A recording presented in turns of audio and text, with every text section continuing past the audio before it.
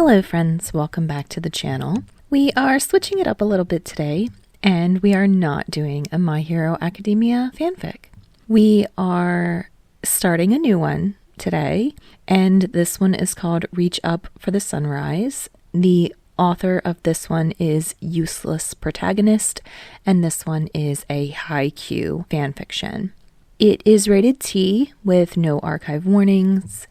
The relationship in this fic is my personal favorite, and that is Hinata Shouyou and Tsukishima.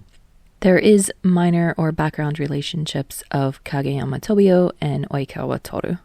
The characters that are in this fic are Tsukishima, Hinata Shouyou, Tsukishima Akiteru, Yachi Hitoka, Yamaguchi Tadashi, Kageyama Tobio, Oikawa Tooru, Kozuma Kenma, and Hinata Natsu. The additional tags for this one: alternate universe bookstore, alternate universe canon divergence, coffee, developing relationship, pining, love confessions, first kiss, slow burn, aged up characters, texting, so much apologizing, books, and light angst. In total, this fic is 10 chapters and it is 21,169 words. I'm going to be recording this one in twos, so chapters 1 and 2, 3 and 4, 5 and 6, 7, 8, and 9 and 10. So 5 videos, 2 weeks basically, and we'll be all through this one. Okay, again, this is Reach Up for the Sunrise by UselessProtagonist. Here's a summary. When the customer did finally vacate the premises, he left Tsukishima with a new total of 5 books sold, multiple equally energetic and annoying apologies, a mess on the floor, and an irritating feeling that he had seen him before. An encounter at his job leaves Tsukishima with more than just mild annoyance. Chapter 1. Drizzle. When Tsukishima came into the store, he was soaked. It had not been raining that hard when he'd left, and after checking the forecast, which called for drizzling to stop by mid-afternoon, had decided not to take his umbrella with him. That had been a mistake. Thankfully, he was the opener today, meaning no one else would be there to see the consequences of his lapse in judgment and, if he wanted to, could remain in the semi-darkness of the closed store until it was time to open, or perhaps even later, when customers might actually begin to show up. Tsukishima dropped his bag on the stool behind the counter. The only thing not half soaked through since he'd been trying to shelter it from the rain with every fiber of his being. The books he'd borrowed a few weeks ago among its contents that he didn't need ruined, as he planned on returning them before they were missed. He then headed to the back to find the paper towels among the cleaning supplies that were provided and proceeded to wipe the water from his face and glasses once he did. He picked at his damp clothes, heaving an inaudible sigh. He would dry, of course, but he doubted fully until he threw them in the dryer at home. Tsukishima then gathered his most prized possessions, his headphones and music player, from his bag, along with the books he was returning, and went to work replacing them on their proper shelves, the music there to drown out the drizzling of the rain. As Tsukishima had thought, there were no customers in the morning, and there most likely wouldn't be any customers at all for the rest of his shift. In this 1 month of working at the small bookstore, Tsukishima had sold a total of 3 books, and those 3 books had been split among 2 customers. People did come in and out from time to time, but it was few and far between, and most of them came in under the pretense that they were just looking and left a few minutes later. But that was fine with Tsukishima. He wasn't much for the whole human interaction thing anyway. He preferred things like this: the shop to himself, the quiet and calm and solitude, and the requirement of minimal effort.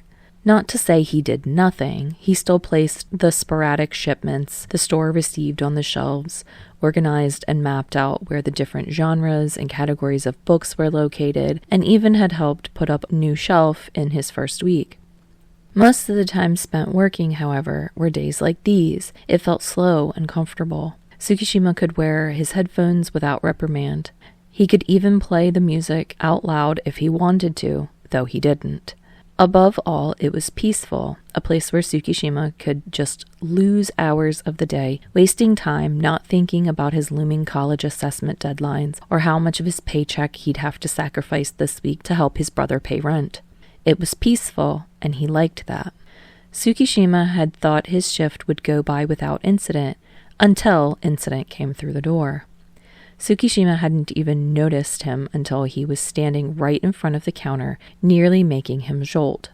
He looked up and made eye contact with the short ginger in a black tracksuit, twisting the strap of a gym bag at his shoulder, both of which were damp from the rain that was still falling.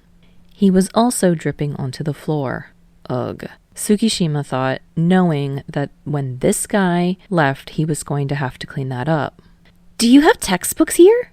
the customer in front of the counter asked, smashing Tsukishima's misconception that the person in front of him was some grade schooler who had wandered in here because of the rain, considering his height. "In the back," Tsukishima said, voice neutral, and went back to reading his book. The redhead looked behind his shoulder at the bookshelves lining the wall, looking confused. Tsukishima didn't even have to look up now. "What do you mean by in the back?" he then asked, followed by slightly pursed lips. Tsukishima inhales and lets out an inaudible sigh. "The bookcase at the back end of the room, in the right-hand corner, second to top shelf." There was more fidgeting and shifting from the other before he walks away, following Tsukishima's instructions. There's a few moments of silence before Tsukishima hears a small, frustrated groan, then a thump and a dull clattering of hardcover books against the carpet. Ugh! Tsukishima couldn't help but think again. When the customer did finally vacate the premises, he left Tsukishima with a new total of 5 books sold, multiple equally energetic and annoying apologies, a mess on the floor, and an irritating feeling that he had seen him before. Tsukishima didn't live alone. He was working at a small, very under-the-radar bookstore, so it definitely made sense that he couldn't afford to live in a place by himself. He had been staying with his brother ever since starting college and was the main reason he had a job in the first place in order to pay his portion of the rent. Though he hadn't wanted to burden his parents nor his brother with his presence when he felt he was old enough to be able to take care of himself. Once everything was set up, there was really nothing he could complain about. He had his own room, and his brother was kind enough to keep his pestering to a minimum. Mostly, Tsukishima was left alone, and he was okay with that. But now, he was used to balancing his classes with hours spent at work that only broken with exams. He never let the stress bother him.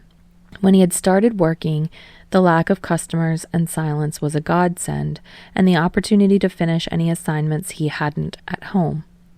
"You forgot your umbrella today," was the first thing Akateru said as soon as he stepped in the door. "I noticed," Tsukishima said while taking off his shoes. He could still hear the rush of raindrops against the cement outside and feel the damp sticking to his hair and clothes. "How was work?" "It's fine," Tsukishima shrugged. Not that his brother could see as he moved from the entrance of their shared place to his own room. He set his bag down on the floor and took out 2 books he'd borrowed from the bookstore to replace the ones he'd put back, as well as his music player and his headphones. "Uh-oh, what's with that face? Did something happen?" his brother questioned, now in the doorway of his room. Tsukishima hadn't even realized he'd been making a face, but in the light of the mess he'd cleaned up before he got off his shift, it made sense. "Nothing, just some idiot knocked over a whole row of textbooks and couldn't even bother to clean it up himself." "An idiot, huh?" Akateru quirked his eyebrow. "Sounds rough." Tsukishima hummed in brief affirmation. "Well, I don't feel like cooking tonight, so is takeout okay?" "That's fine." It continues to rain the entire rest of the week. Tsukishima spends most of it either in classes or at home on his bed. He barely sees Akateru, as the other has his own job to work at and works significantly longer hours than Tsukishima himself. But when Tsukishima does find himself back at the bookstore, he was unfortunate enough to be greeted with a familiar sight. "Gwah!" He bursts through the door with almost as much force as the storm outside, still having that gym bag slung over his shoulder that brings another, perhaps even stronger than before, wave of feeling that he has seen this guy somewhere before, and it annoys the hell out of him. Tsukishima feels the sigh building in his chest, but simply shrugs it off. He just continues placing the armful of books onto their place on the shelf. He's entertaining thoughts that perhaps if he simply ignores the other, he will go away. But the gym bag guy says, "Wow, it's raining so much," more or less to himself, and Tsukishima rolls his eyes. "Don't you have an umbrella?" He finds himself snapping.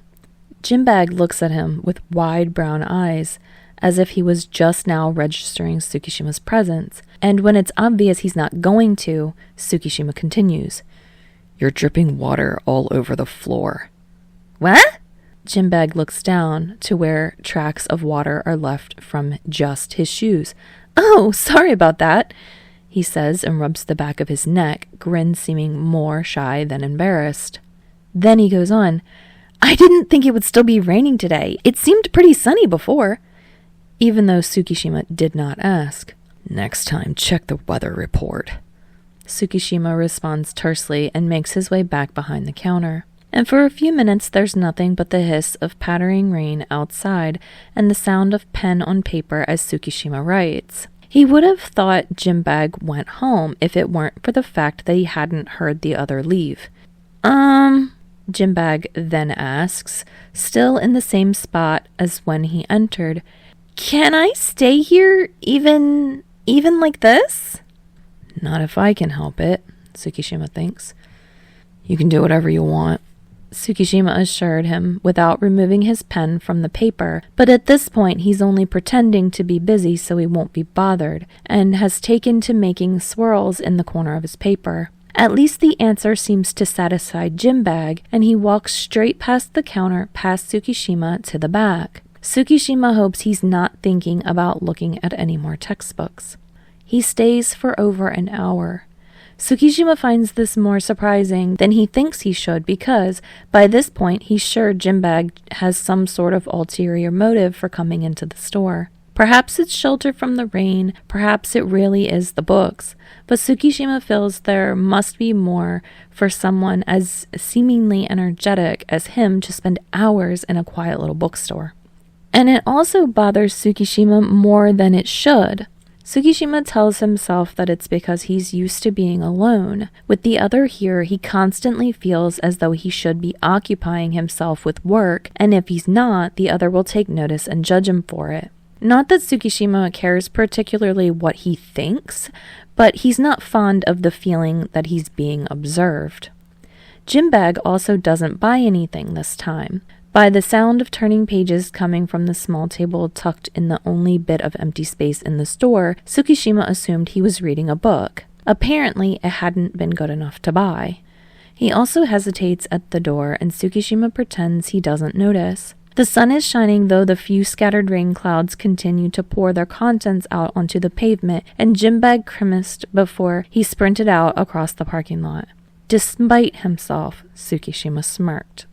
Tsukishima happened to be off 3 days the following week. It's not that uncommon for him, but it is rather boring. Although he'd much rather spend blissful solitude alone in his room than at his job, especially given the recent occurrences. Perhaps it's the effect of too much time on his hands, but he finds himself searching through his mind for where he had seen Gym Bag before. It's been a subtle tug in the back of his mind whenever he saw the other, and it was beginning to annoy him.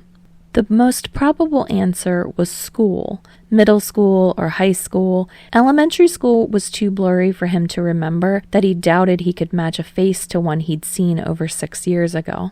He spent perhaps a solid 30 seconds going through faces he can barely put names to before he realizes this was a complete waste of time and attempted to smother his thoughts within his textbook.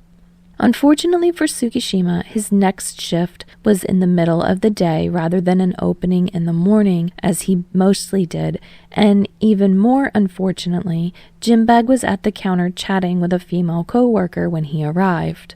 Tsukishima couldn't even say he was surprised. By now, the only feeling he could really manifest was resignation.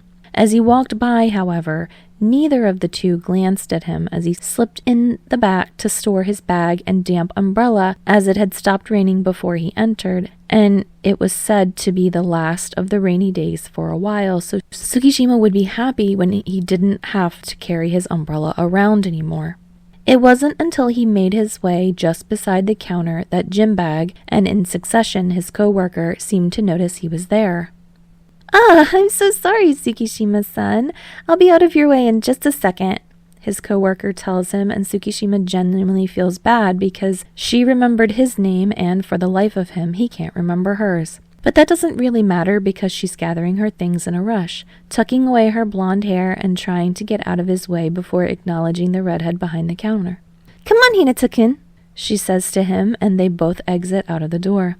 Tsukishima just kind of stands behind the counter then, lingering his gaze at the door, and Tsukishima would never admit to watching as the two continued to talk outside.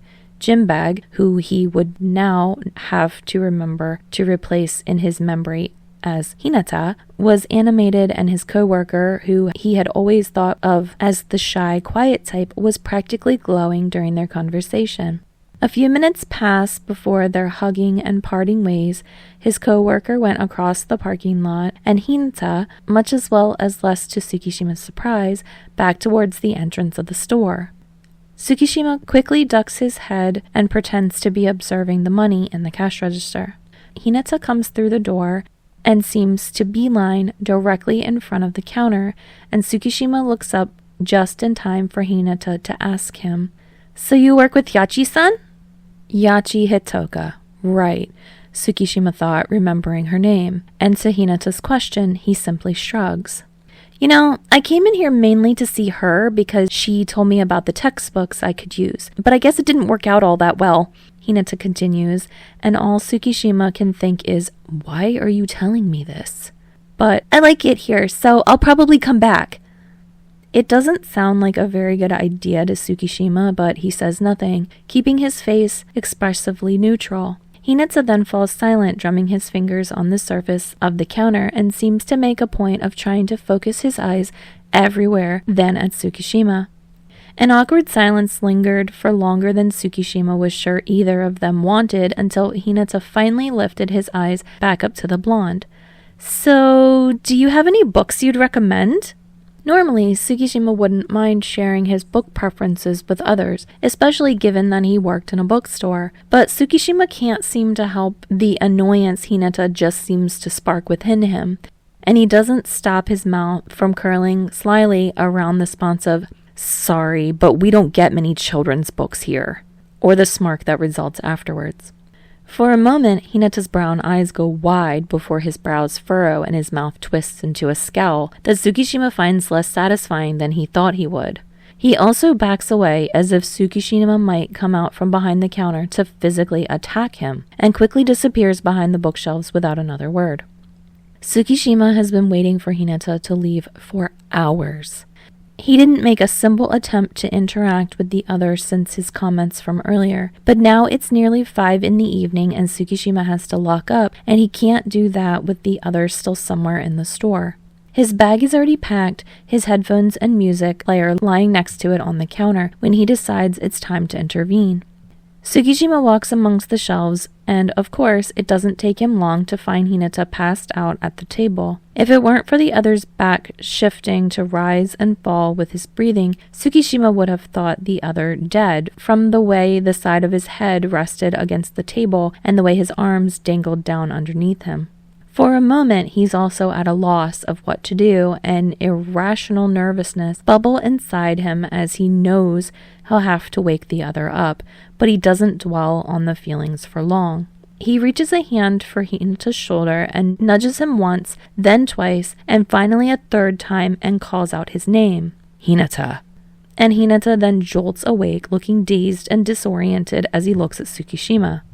"I'm closing the store, so if you don't mind."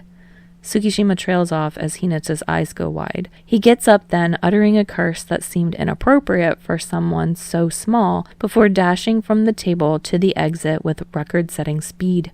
Tsukishima can't help it, but he finds himself half smiling. Chapter 2. Recognize. It's the only day Tsukishima has off where Yamaguchi has enough free time of his own to convince him to actually leave his room. Though Tsukishima was hesitant to admit it out loud, he'd missed spending time with Yamaguchi. Between his job and constant barrage of college work, he hadn't had much time for anything else, and he hadn't really seen Yamaguchi except in passing for several weeks. They decided on coffee. Something simple, spur of the moment, and Tsukishima knew he could enjoy at pretty much any time. Yamaguchi is talking about one of his classes, complaining about a thesis he recently finished. They both have their coffee, and Tsukishima nearly chokes on it when he hears a familiar voice call out, "Yamaguchi!"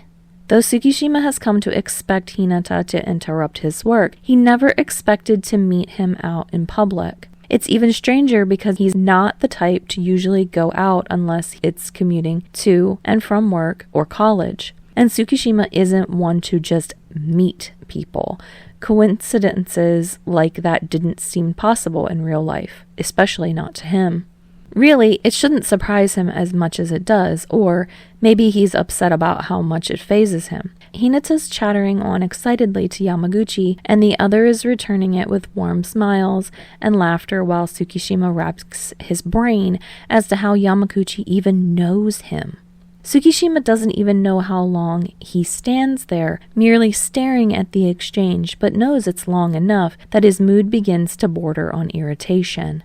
Then, Hinata calms down, finally seeming to run out of words, and that's when his eyes go wide in recognition, when his gaze lands on Tsukishima, seeming to just register the other's presence. Yamaguchi has a similar reaction. "Oh, Tsuki, this is Hinata Shouyou. I don't know if you remember him from the first year at Karasuno." But Tsukishima isn't paying attention to Yamaguchi's words, as he is looking at Hinata, whose own gaze is fixedly on the sidewalk, and he remembers. He remembers a high voice and too much energy, the sound of sneakers against the gymnasium floor, a flash of red hair, and then he's soaring, and Tsukishima wonders how he could have ever forgotten. Tsukishima doesn't even know if Yamaguchi had finished his introduction before he mutters, "We've met," tersely and with a slight edge. Yamaguchi notices and immediately reacts, excusing Tsukishima and himself and saying goodbye to Hinata, leaving the redhead in front of the coffee shop. Tsukishima doesn't say anything by the time they part ways, and Yamaguchi doesn't ask any questions. It's harder than Tsukishima expects to pretend he doesn't remember, or rather that he doesn't care. It's still on his mind 2 days later, and while he's at work, no less. It's still on his mind 2 days later, and while he's at work, no less, when he has nothing else to distract him except books he can't concentrate on and the silence of his own thoughts. It takes a few hours, but he finally caves and texts Yamaguchi. He doesn't even attempt to be subtle about it because he already knows his friend has probably been waiting for Tsukishima to ask. "Tsukishima, how do you know Hinata?" "Yamaguchi, he went to Karasuno. We were in different classes, but he was one of the first years in volleyball back then." Tsukishima, I see. Thanks. Yamaguchi, wait, what's with this? I know it's been a while since then, but I don't know, it seemed different than before, like a couple of days ago. Tsukishima, remember the idiot I talked about that was coming into the shop? That's him. The only answer Tsukishima received back was a simple, "Oh," and that was fine. He only meant to confirm what he already knew, that being who Hinata was and why he had looked so damn familiar. Tsukishima quit volleyball not long after beginning it in his first year. Akiteru had tried to convince him not to. Even Yamaguchi and his teammates that he barely knew had tried to convince him of his potential, but it wasn't enough and he left. Yamaguchi had continued without him as the year went by, and there were times Tsukishima didn't know if their friendship would survive it, but he did, and it did. However, Tsukishima was sure Yamaguchi resented him a bit for quitting. Not that he hated Tsukishima for it, the other never mentioned it, and it was never brought up as a sore point between them, but Tsukishima always got the feeling that Yamaguchi would never forgive him for giving up. Tsukishima had been waiting for Hinata to show up. He'd like to think it's an unconscious choice, that he's not purposefully waiting for Hinata to walk in the door, but he is, and he knows it. The problem is, he doesn't know what he's going to do when Hinata comes back in, if ever. He's not even sure why he wants to see the other. Or maybe he doesn't want to, and his attentive waiting is simply the foreboding of having to face what he's long tried to avoid remembering. Hours go by. The tension in Tsukishima's body eases after the first hour, and by the second hour he stopped dreading, more or less, and finding solace in skimming through the pages of a newer book he finds in the back. And somewhere during that time, he looks up and there's Hinata making his way towards the store across the parking lot. Tsukishima is surprised to see the other isn't wearing track pants or carrying his signature gym bag, but regular casual wear. Tsukishima quickly averts his eyes, thinks maybe he should try to pretend he was reading the book when Hinata comes in hesitantly. It's then that the taunt feeling returns and Tsukishima is painfully aware of the other's presence and how much he wants the redhead to leave and never return. Or perhaps stop existing altogether. That way Tsukishima won't ever run into him again out of pure happenstance.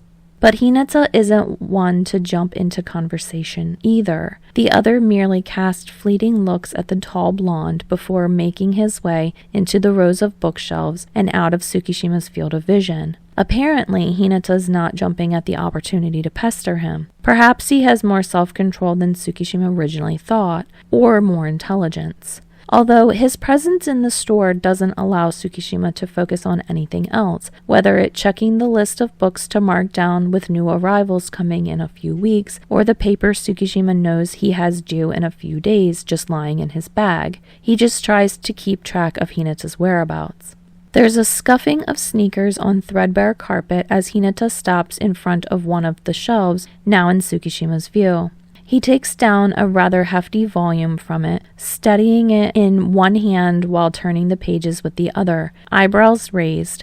He seems to just be flipping through pages before he turns the pages a bit too fast and the hardcover falls out of his hands.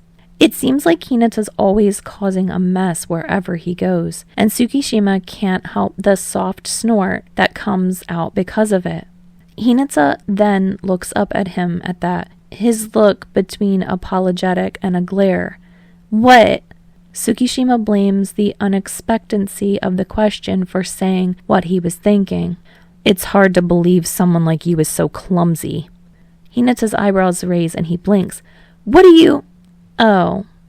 Hinata immediately looks down as his words die off. His fingers tap against his thigh and Tsukishima focuses his stare there because he doesn't know what else to say. Then he hears the other take a deep inhale like he's bracing himself as if Tsukishima's going to hit him. I'm sorry, I didn't know. I thought you looked familiar, but I didn't want to be rude, and then I saw you with Yamaguchi, and then I realized why you looked so familiar. Tsukishima hadn't spoken and tried to keep his expression as neutral as possible. He's not really sure how to reply. Apologies are in the same realm as thank yous to him. He's just not sure what the proper response is. But Hinata is still fidgety as he asks, Did you know who I was when I first came in? And then he looks up. His eyes are wide in expectation. There's a pause in which Tsukishima makes a split-second decision. Yeah.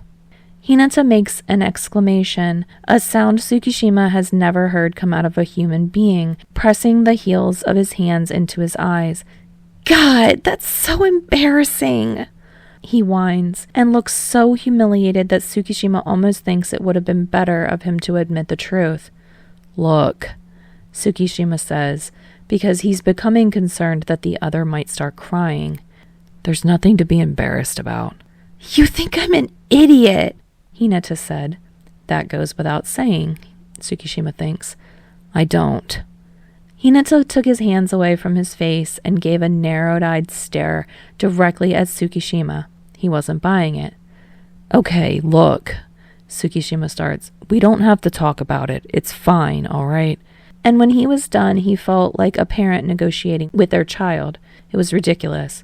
But Hinata nods and stuffs his hands into his pockets. His eyes are glassy, but he looks less like he's about to cry, for which Tsukishima is grateful, though despite the conversation seemingly ended, he still somewhat wants the other to leave while having the reassurance that he will never return. There's still tension, awkwardness lingering between them, and damn it if Tsukishima doesn't know how to clear it. Alright friends, thank you so much for joining me for these first 2 chapters of Reach Up for the Sunrise. I hope you enjoyed this one. I also hope that I wasn't changing my character voices for them too much. As this is my first fic for them, I'm really not sure what I want them to sound like. So, I kind of did Tsukishima as like a grumpy boy and Hinata as kind of a happy, more high-pitched voice. So we'll see if I can continue that and it stays as what I keep their voices as. All right, friends. I hope that you enjoyed this one, and I hope that you will come back and join me for the next one. And if you do, I'll see you next time.